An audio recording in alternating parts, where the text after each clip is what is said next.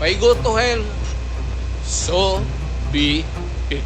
I will hang myself in front of you. Ganon ako gagago. No excuses, no apology.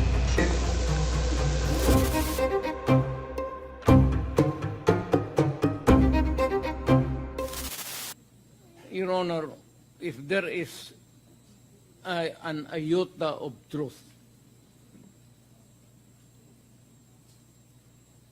iota lang, baski konti lang, you can find out, may nilagay sa ng records. Now, I'm willing to execute an affidavit or kayo na lang to summon the banks pursuant to my waiver. Kung may totoo lang baski isa, I will hang myself in front of you. You can summon, I will sign a waiver, all banks, pati yung World Bank ng Amerika. Kung may isang totoo lang nakiting, I will resign and I will ask my daughter to resign and everybody in the family. That is my guarantee. And I will hang myself. I will sign it, the document, tomorrow. And I will hand it kasi magagawin pa ng abogado. But I said, if there is an iota of totoo yung sinasabi, I will hang myself in your presence. I will invite you all to be a witness. Bilang chairman ng Committee on Human Rights, wala tayong magagawa kundi imbestigahan natin lahat ng mga human rights violations. Tama, sir. Pero kayo po ang nagsabi na wala kayong pakialam sa human rights. At bakit po nyo nasabi yun? Hindi man ako empleyado ng Human Rights Office. I'm not trying to be funny. Wala akong pakialam sa human rights. Wala naman ako, hindi ako sa Kongreso, hindi ako member ng whatever. Wala ako, malayo ako sa human rights. So, Mr. wala Chair, akong pakialam. Pwede ko pang sabihin sa inyo na mali kayo. Bakit? Kayo ang Pangulo ng Pilipinas. Meron kayong pakialam sa human rights. Mali kayo ron. Kasi pag sinabi mo sa police, trabahuin mo ito, tapos stricto ka, gusto mo talagang, gaya mo, if you want to make the city peaceful, gawain mo yan, make the city peaceful, I do not care paano mo gawin, basta gawin mo ang city ko peaceful. When that is the time na kung sabihin mo masabit sila pagkamali, talagang papasok ako. Because I gave the order. So in a sense, I take full responsibility if there is any. Akin yan. And should I be included in the charge or charges? Yes. I'd be willing to go to court, explain, and if it is not legal, according to the judge, or insufficient, wala tayong magawa. Makulong tayo. But when I say I take full responsibility, meaning to say, if there is going to be an accounting for the actions of the police, you can include me because I gave the order. Pero yung kasi sabihin mong guilt, because guilt is personal. Hindi mo mapasa yan sa akin. But the order, sabihin mo yung order ng mayor, akin yan, that is different. Kung ano yung individual guilt doon, hindi, kung sabihin mo, overall, nakabulyaso yan, akin yan. Alam mo kasi, sir, pag sinabi mo, campaign against drug, I mean, as president, ginawa ko yan. It does not mean to say that you are free to kill, if you are free to rob, and rape. Eh, pag sinabi kong campaign against drug, you do it as a police officer. Nag-aral ka naman ng 2 years basic, sinunod mo lahat, you should follow. Not if you go out of the way, I cannot answer for you. Kung ano yung sa isip mo, bakit mo ginawa yan, only you can answer that question. Pero yung policy nakikita ng tao, talagang akin yan.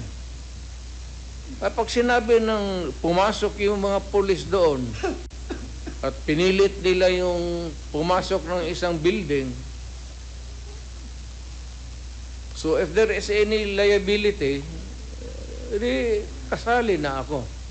Hindi na ako naghuhugas ng kamay. So, ayon po sa batas, Mr. Chair, kayo po nakakaalam ng batas.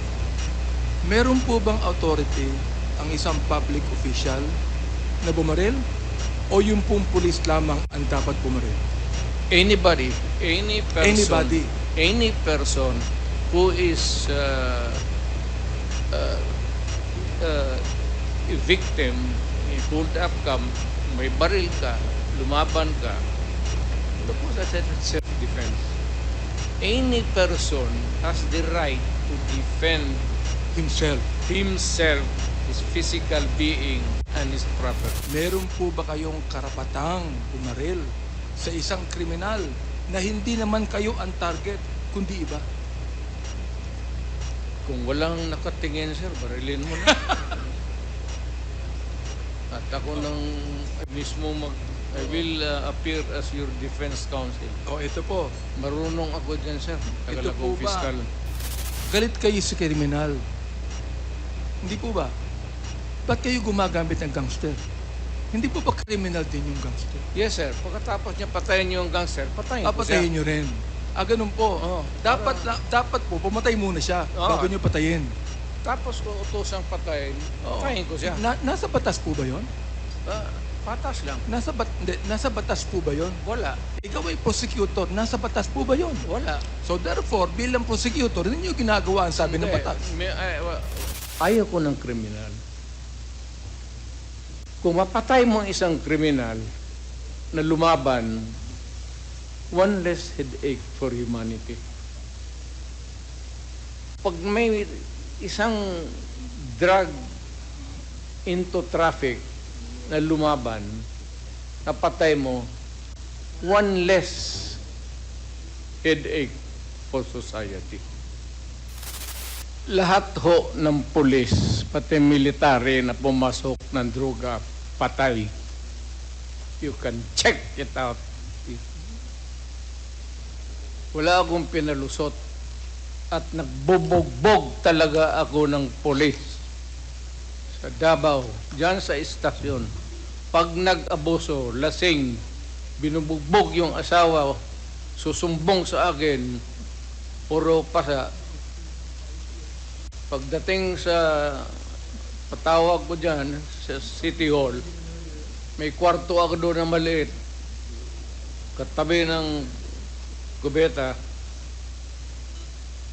Talagang hinahampas ko yung mga gago na yan. Walang nakakalusot sa akin.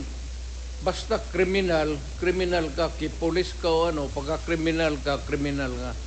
So in these 3 or 4 cases that you mentioned na may pinatay po kayo na laban, were cases filed against you for homicide? Wala rin. Isn't it the job of the prosecutor to, if pag may namatay, either homicide or murder, that they would file the case and you would prove your defense in court? Sipain ko yung prosecutor. Bakit niya ako na ngayon ng laban, tapos ako pa i-prosecute mo? So, Mr. President, in these instances where you have killed these 3 and 4 people and no cases were filed, No. No Did- cases were filed. would you recall the names of these persons that you have killed? No. You know, why would I, why would? It's a silly question. Bakit ko alamin kung sino yung gagong na yan? Pero yung mga maliliit, ganyan ang tingin ninyo, ano? Yung mga kriminal na sinasabi ninyo. Ganyan niya tratuhin. Ganon ako gagago.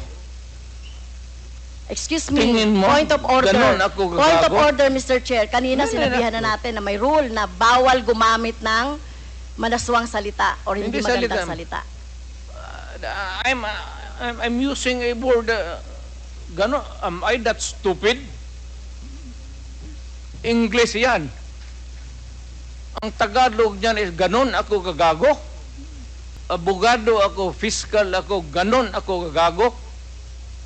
Kung may ebidensya po tayo na involved siya sa droga, papatayin niyo rin po si Oo. Michael Yang. Ako, maniwala ka.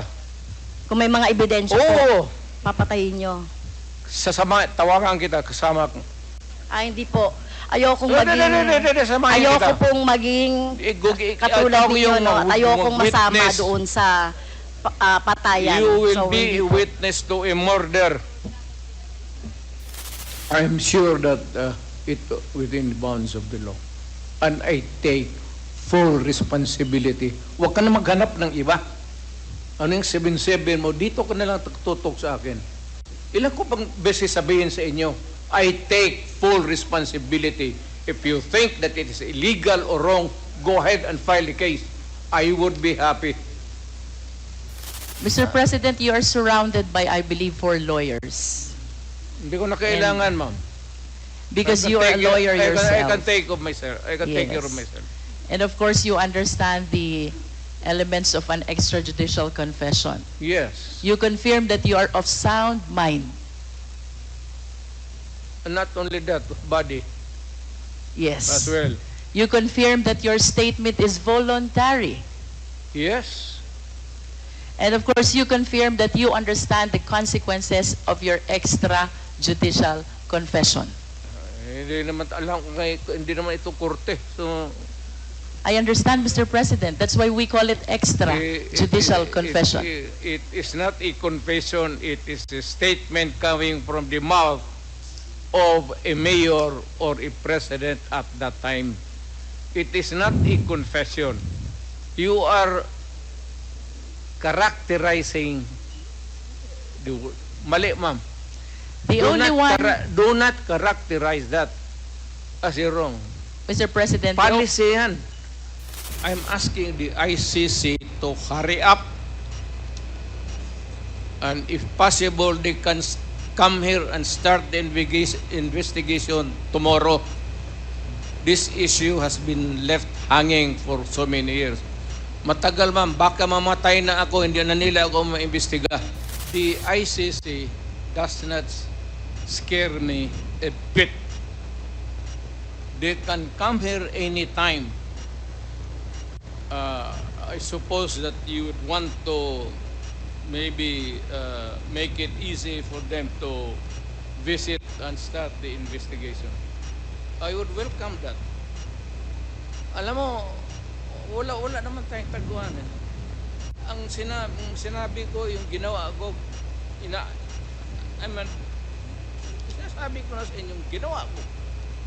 I did it for my country and for the young people dyan sa droga. No excuses. No apology. If I go to hell, so be it.